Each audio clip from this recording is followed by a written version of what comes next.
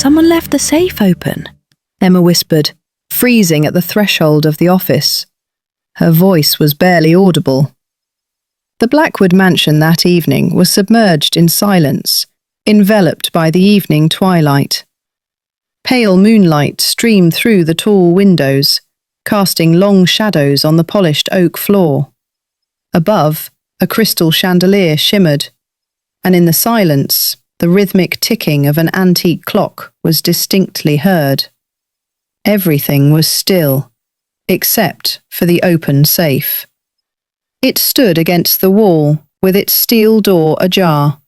Inside, stacks of $100 bills, velvet cases with diamonds, gold bracelets, and sealed legal documents were neatly arranged.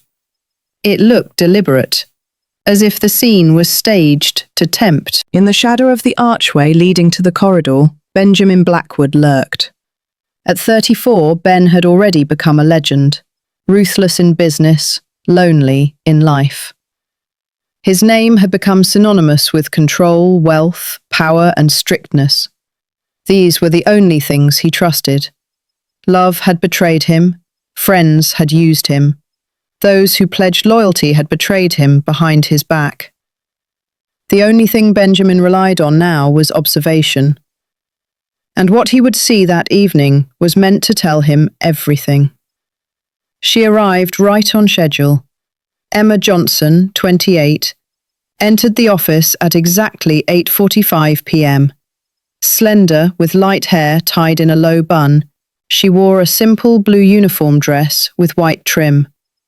She moved with practiced precision, always restrained, always silent.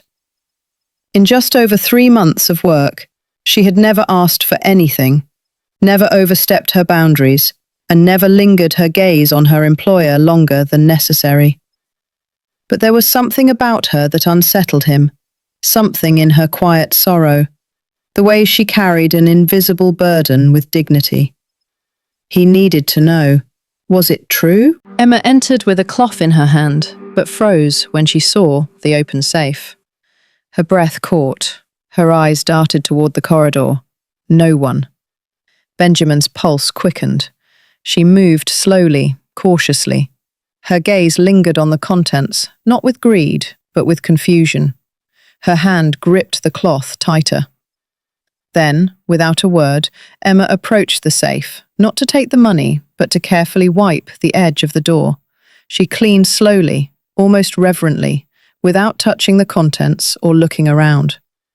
Benjamin leaned closer, watching her every move. And then something happened that he never expected. Emma took a small, folded photograph from her apron pocket. For a few seconds she looked at it. Her face softened. A flicker of pain crossed it, and then the calm mask returned. She glanced around to make sure she was alone and carefully placed the photograph on the edge of the safe, next to the stacks of bills.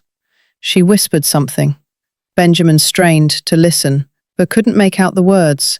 It was almost inaudible. A breath. Then Emma took the photograph again, pressed it to her lips, and hid it back in her pocket. She closed the safe, without hesitation, without a final glance. A moment passed. Emma continued cleaning, wiping the bookshelves, the desk, the armchair by the fireplace, as if the safe didn't exist. Benjamin remained in the shadows, stunned. He had expected fear, or at least temptation, a glimmer of interest. But he saw something entirely different. Restraint, nobility, a kind of almost sacred dignity that couldn't be bought with any amount of money. Long after she left, he stood there, staring at the now closed safe. Then he walked to the center of the room and opened it himself. The money was untouched. The jewelry lay exactly as he had left it. But all he could think about was the photograph, the whisper, and the way she had regarded the contents of the safe, not as a temptation, but as something unworthy of her attention. This was no longer a test.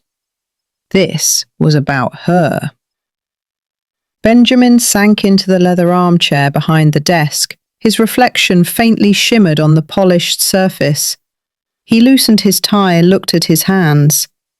For many years they had built business empires, signed contracts, broken partnerships.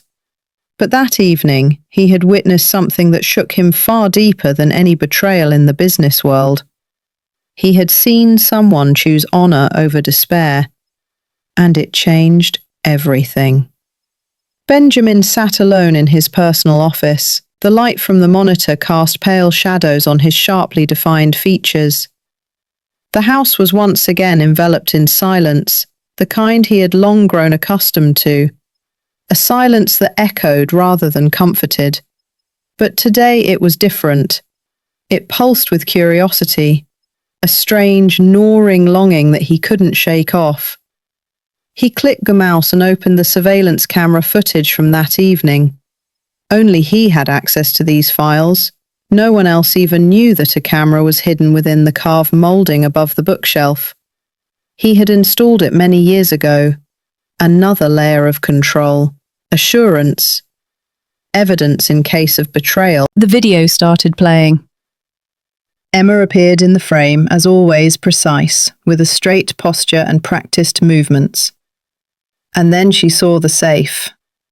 Benjamin leaned forward. She froze, looked around, her expression unreadable. But her eyes, soft, sad, told a much deeper story. He had seen it all live, but now, in slow-motion replay, he noticed new details. He paused the video at the moment she placed the photograph next to the money. He zoomed in. The image was pixelated, but clear enough to make out 3 figures. Emma, younger but just as recognizable. She was kneeling beside 2 little girls, twins, about 6 or 7 years old. They were smiling widely, carefree. Behind them, leaning against the pillows, was an elderly woman with a scarf tied around her head. Her smile was tired, fragile. Benjamin watched, transfixed. He reached for his phone and called his most reliable private investigator. He gave the name, Emma Johnson.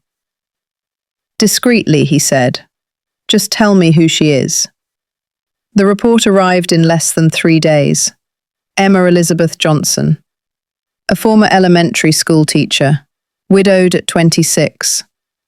Her husband, David, had died in a car accident. She was left with twin daughters, Lily and Rose. Her mother, Eleanor, had been diagnosed with Alzheimer's. Soon after, Emma left her teaching job and took on any work to survive, cleaning houses, waiting tables, night shifts at supermarkets. No criminal record, no debts, no complaints. Just survival. Benjamin read the report 3 times. With each reading, the words grew heavier. He remembered how she moved through the house. Silently, unobtrusively, but with absolute thoroughness. She never lingered in rooms where she didn't belong, never got in the way. She never looked at him longer than necessary. But now, knowing what she carried within her, every glance seemed weightier, every silence almost sacred. He remembered one morning passing by the kitchen and seeing Emma carefully threading a needle. He stopped, surprised. She was mending a torn sleeve on the chef's jacket. He remembered the day one of his expensive watches had fallen somewhere along the garden path. That night, it had rained, and the next morning the watch was back in place, clean, intact, neatly placed on his dresser. No note, no mention. She hadn't even hinted at it. Now he understood why. She was surviving, but she didn't ask.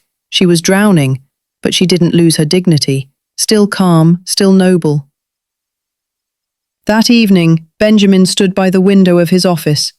Beyond the glass, the city lights stretched to the horizon. He looked into the distance, his thoughts far from meetings and quarterly reports. He thought of the woman who had never asked for help, of the photograph she had left beside millions, as if it meant more than anything in the world. He didn't pity her, he admired her, and for the first time in many years, something stirred within him, something that frightened and drew him in at the same time. A need to understand. A need to get closer. Rain whispered against the high-arched windows of the Blackwood estate. It was one of those cold, grey days when time itself seemed to slow down. In the distance, thunder rumbled softly, and the air was filled with the scent of wet earth and a faint aroma of roses from the garden. Benjamin sat alone in the spacious library, where a fire crackled softly in the fireplace. That morning he had made a decision, but now he hesitated. A glass of untouched brandy sat beside him. His jaw was tense. And then there was a soft knock at the door. He didn't respond immediately. Then, in a low voice, he said, "Come in." Emma entered. Her hair was slightly damp from the rain, but her uniform was as neat as ever.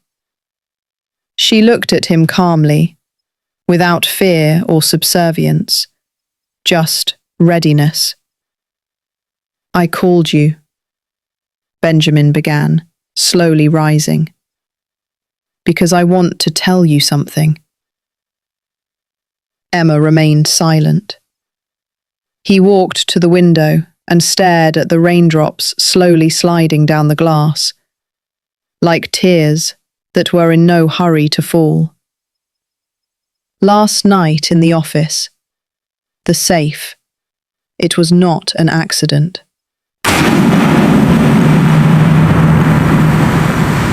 Emma's expression didn't change, but her hands clenched tighter in front of her. "I left it open on purpose," he said. "I wanted to see what you would do." The room filled with the sound of rain and the steady ticking of the antique clock on the mantelpiece. Emma lowered her gaze, staring at the carpet. "I needed to know if I could trust you," he continued. "I've been betrayed before, more than once, by people who smiled at me every day." Emma remained silent. When she finally spoke, her voice was steady. "I didn't know that decency was something that needed to be proven." Benjamin flinched, as if her words had struck him physically. Now she looked him straight in the eyes, confidently, without fear. "You don't know me, but I am not your past." He took a deep breath and slowly sank into the armchair, placing the glass of brandy on the table beside him. "My ex-wife left me after 6 years of marriage. She took a considerable fortune and half of my sanity. My most trusted assistant had been embezzling money from the company for years. I suspected nothing. I trusted them both." His voice wavered slightly. "Since then, I've stopped believing that trust is anything but a weakness." Emma's features softened, not with pity, but with understanding. "I didn't want to punish you for what others did," he said quietly. "I just didn't know any other way to protect myself." A pause hung between them. Neither of them rushed to break it. Outside, the wind picked up and the trees whispered as if sharing secrets. Then Emma took a step forward, not too close, but close enough for him to feel her presence. "I never asked for your trust," she said. "I was just doing my job, and I would have done the same even if no one was watching." Benjamin looked at her, really looked at her. Her face was pale but calm. Her light hair was slightly stuck to her cheek from the rain, and in her eyes, stories, pain, strength, and something else, nobility. He nodded slightly. "That's what scared me," he whispered. "Such honesty. It's rare, almost a threat." Emma tilted her head slightly, almost smiled. "Maybe instead of testing people, you should try trusting them." She turned to leave, but paused at the door. "And perhaps, Mr. Blackwood, Stop being so afraid of being human. That evening, when Benjamin returned home after a brief meeting, rainwater dripped from his coat onto the marble floor, and he saw something that made him stop. On the kitchen island lay a folded towel. Next to it, a steaming cup of mint tea, and a small sticky note written in neat, simple handwriting. Drink while it's warm. Dry off before you catch a cold. Benjamin stared at it for a long time. No one had done anything like this for him in many years. No one. He slowly picked up the cup, brought it to his lips, took a sip. And for the first time in many years, warmth spread not just through his throat. It touched his heart. The envelope arrived on a Friday morning. It was silently slipped under the door of Emma's apartment like a whisper. Thick, cream-coloured paper.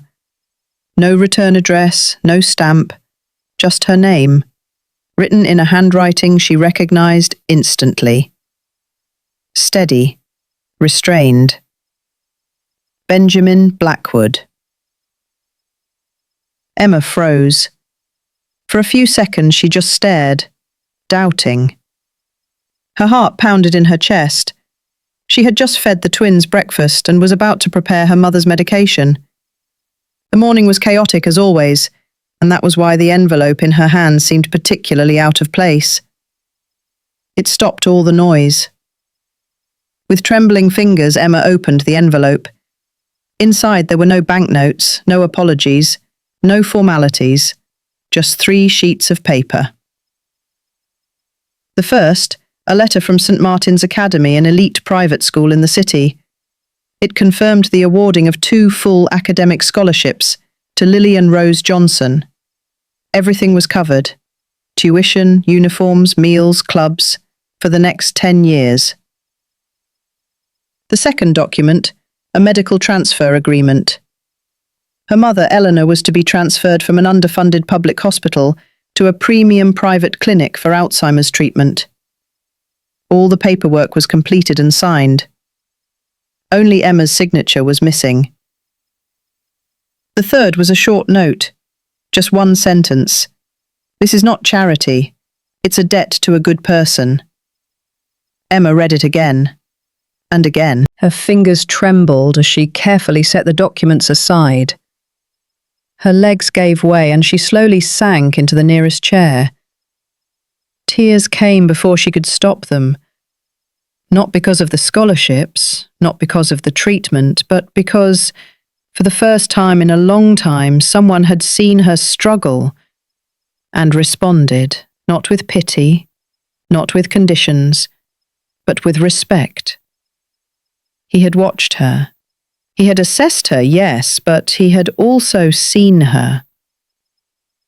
All these years, no one had ever extended a hand without making her beg, without making her feel worthless.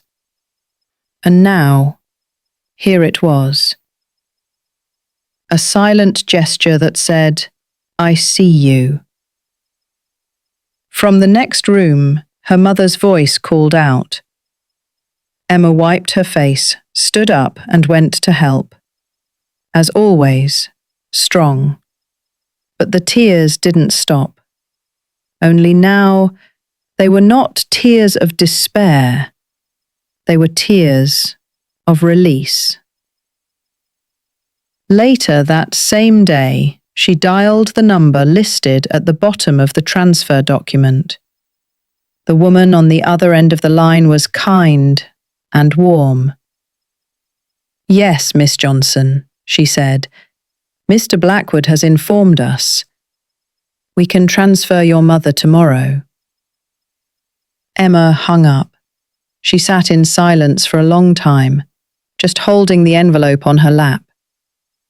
She remembered the library, the way he had looked at her, not as a maid, but as a person, the way his voice had trembled with notes of pain when he spoke of betrayal and loneliness, the tea in the kitchen. Trust, fragile but real. just beginning to grow. That evening, Emma stood by her daughter's beds, watching them sleep. She gently tucked a stray lock of hair behind Lily's ear. On the kitchen table, the scholarship letter still lay, the seal of St. Martin's Academy reflecting the light from the window.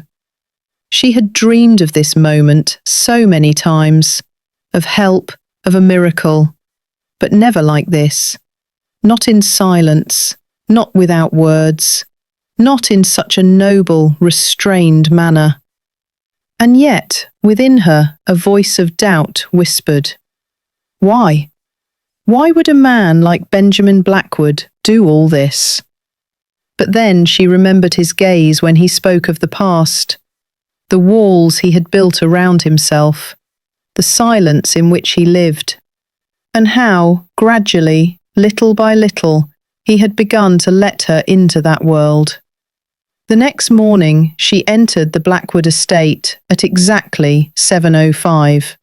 As always, her posture was straight, her uniform impeccably pressed. But there was something new in her gaze. Determination. She didn't speak of the envelope, neither did he. But as she passed him in the corridor on her way to the kitchen, she paused for a moment and softly said, "Thank you for seeing me." Benjamin nodded, his voice almost a whisper. It was long overdue. And at that moment, something changed. Not loudly, not dramatically, but irrevocably. They were no longer just employer and employee. They had become two people who had experienced loss, who knew the value of silence, and had suddenly begun to understand each other. Without pretense, without artifice, just two souls meeting halfway. The office on the 6th floor of Blackwood Enterprises was unlike any other. No marble, no high-tech screens, no rows of assistants in expensive suits. Instead, children's drawings on the walls, folders with names and dates, shelves filled with books on childhood trauma, education, and philanthropy. This was a new department that Benjamin had been secretly developing for several months. The Blackwood Foundation. A project close to his heart, but always postponed, unfinished. Until Emma. He invited her there on a warm evening, as rain began to gently tap against the windows. She stood at the threshold, slightly bewildered, wiping her hands on the apron she still wore. "This is yours," Benjamin said, pointing to the desk, "if you want it." "I want to expand our work," he continued. "Helping single mothers, helping their children stay in school, providing housing, counselling. But I need someone who truly understands what this is about, someone who has been through it themselves." Emma's eyes widened. "Me?" He nodded. "You're not just good, you're capable. You've seen both sides of the struggle, and yet you're still standing, strong." Emma slowly entered the office, her fingers brushing the edge of the desk. "Do you really trust me with all this?" Benjamin looked at her. His gaze was firm, confident. "I already do." And so, they began working side by side. At first, everything was awkward. Formal letters, brief meetings, silent lunches. But over time, a rhythm developed. Natural. Warm. They discussed ideas over cups of coffee. Stayed late, reviewing proposals and reports. And during these long evenings, their conversations became personal. Emma talked about her daughters, how Lily loved to draw and Rose dreamed of becoming a doctor. About bedtime stories, their childhood dreams, their questions about the world. Benjamin listened. And he too began to share his own stories about how success had once seemed like armor, protecting him from the emptiness left by betrayal. How he had come to realize that loneliness was not the same as safety. One day, while reviewing tables for a new mentorship project, Emma looked up from the screen and softly said, "Every morning I tell my girls the same thing. We do what's right, not for a reward, not for applause, but because it's who we are." Benjamin remained silent. Then he reached out and gently touched her shoulder. The touch was brief, restrained, but in his eyes there was something more: admiration, respect, and something just beginning to blossom. Weeks later, he personally drove Emma and the girls to visit her mother at the new treatment center. The gesture was simple, but it meant everything. The twins chatted excitedly in the back seat, clutching the cupcakes they had baked for Grandma Eleanor. At the hospital, Emma was the first to enter the room to prepare the tube feeding. She stood by the sink, expertly mixing the formula. Her mother, pale but alert, slowly sat up when she saw Benjamin. "It was you. You helped her," she said hoarsely. Benjamin approached, slightly taken aback. I just opened the door. She walked through it herself." Eleanor reached out her hand, a weak but determined gesture. "She's always been strong, too strong, and strong people sometimes forget that they're allowed to be happy too." Benjamin swallowed hard. He looked toward the kitchen, where Emma stood with her back turned, her shoulders trembling slightly. Eleanor's voice wavered, but she continued, "Before I go, I just want to know that she won't have to carry all this alone anymore. She deserves rest. She deserves to smile." Benjamin leaned down, taking the elderly woman's hand in both of his, and whispered, "She won't be alone. She'll have those who truly love her by her side, and you'll see it." In the kitchen, Emma quickly wiped her cheeks, composed herself, and only then turned around. They stayed at the hospital for several hours. Emma read to her mother. The girls slept nearby, curled up. And Benjamin sat in the corner watching the scene. 3 generations, strength and love. He watched Emma, illuminated by the soft light of the lamp, and a thought, as quiet as truth, settled in his chest. He was no longer helping her. He was standing beside her. It all started with a screaming headline on the cover of a glossy tabloid. "Blonde Maid in a Millionaire's Fairy Tale." The photo of Emma, hair neatly tied back, stern posture, standing next to Benjamin at a charity event, was printed in harsh, unflattering colours. The caption was rife with gossip. Has the cold CEO's heart finally melted? Or is this just another PR stunt? Emma froze, reading the article. Her hands trembled as she turned the page. There were more photos. One of her leaving Benjamin's estate, another of him walking beside her daughters, and yet another of his hand gently resting on her back. Then came the accusations. Anonymous sources were quoted. She knew what she was doing. It was a long con. The article claimed that she had allegedly used her children and her difficult past to garner sympathy, influence Benjamin, and perhaps even secure a portion of the Blackwood fortune. That morning, her phone wouldn't stop ringing. Texts, missed calls, rumours spreading faster than she could breathe. In the foundation's office, colleagues fell silent as soon as she entered. The air grew cold, thick with judgment. By noon, her mother had already read the article. Over the phone, Eleanor's voice was weak and trembling. "Emma, is it true?" The girls returned from school, confused. "Mum, why are people saying you're famous now?" The walls that Emma had so carefully built around herself began to crumble. She stopped responding to Benjamin's messages and declined his calls. She didn't go to work. She withdrew, broken. Not because she was ashamed, but because she had trusted, and now that trust had become her pain. And now the whole world saw her not as a person, but as a story, a symbol of scandal and manipulation. Benjamin was furious, not because of her silence, but because of himself. He had been careless, recklessly allowing their partnership to become too visible. He had failed to protect her from a world he knew all too well.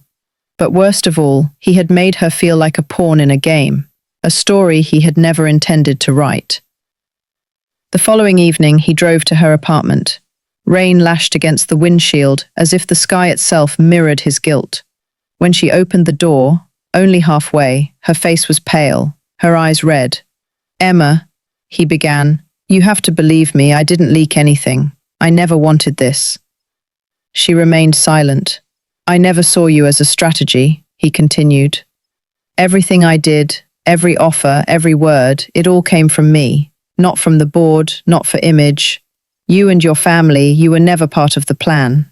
Emma whispered, almost inaudibly, "But I was never supposed to be in your world, was I?"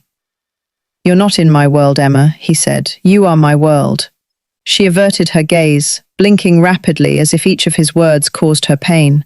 "People are looking at me like I'm a joke. My daughters, my mother, they're being judged for something I didn't do." "I know," he said softly, "and it hurts that I couldn't protect them." Silence hung between them. He took a step forward, cautiously, as if approaching a wounded bird. His hand barely grazed her cheek. For a moment, she leaned into his palm, but almost immediately, she pulled away. "Benjamin, I can't right now. Not like this." He nodded, his throat tight. He stepped back, and she gently, silently closed the door. That night, Benjamin sat alone in the room where he had once left the safe open. Now the safe was closed. But his heart was as exposed as it had been that day when he stood in the shadows watching her. But this time, he wasn't testing her. He was grieving. He wrote a letter. "Emma, you owe me nothing, but I owe you everything.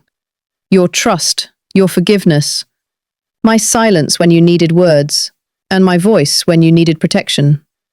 I never wanted to bring pain into your life. I only wanted to give you peace. I'm not asking for forgiveness, but I hope your heart will heal someday. And if one day it opens again, I'll be waiting, without expectations, only with love."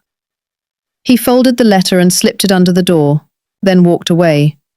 Inside, Emma stood motionless, the paper clutched in her hands, unread but already heavy with meaning. For the first time since the storm began, she allowed herself to cry, not from humiliation, but from a painful, confusing hope.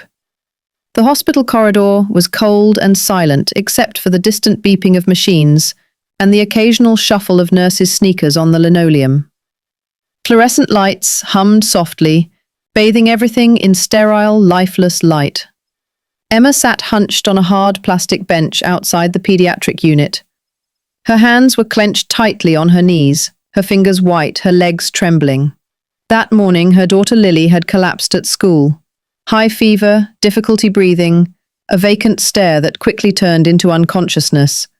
The ambulance had arrived too quickly and too late. The doors slammed, the siren wailed. Emma had barely held back her tears in the car, clutching Lily's hand all the way to the emergency room. She hadn't called Benjamin. She just stared at his name on the screen for a full 10 minutes. Her finger hovered over the button. Tears blurred the text. And then, a breath, bitter as fear, and she locked the screen, stuffed the phone deep into her coat. This was her child, her crisis, her responsibility. He had already done too much. He was already entangled in her chaos. Inside room 204, Lily lay quietly. Her fragile body was entwined with IVs and monitor wires. Every few minutes she moaned softly in her sleep. The doctors said they were waiting for test results, possibly a virus, possibly bacteria, or maybe worse. Emma nodded. But inside her, a storm raged. Numbers, medical bills, unanswered prayers. She told the doctor on duty that she would find a way to pay for the specialized antibiotic treatment Lily might need. But the truth was, she didn't know how, not this time, not at all. And then the door at the end of the corridor opened. Footsteps echoed. confident, steady, familiar. Emma looked up and her breath caught. Benjamin. He stood in the doorway, tall, composed, his expression unreadable, but his presence was almost physical. He didn't say a word, he just walked toward her. Each step carried a restrained urgency that shattered all the walls she had so carefully built. Behind him walked a man in a white coat, precise, collected, with a leather case in his hand. Emma recognized him from a photograph in Benjamin's office. Dr. Henry Madsen, his personal physician, the very one who had cared for Benjamin's sister during her long battle with leukemia. Emma stood up, her voice caught in her throat. How? I found out, Benjamin said softly, not taking his eyes off her.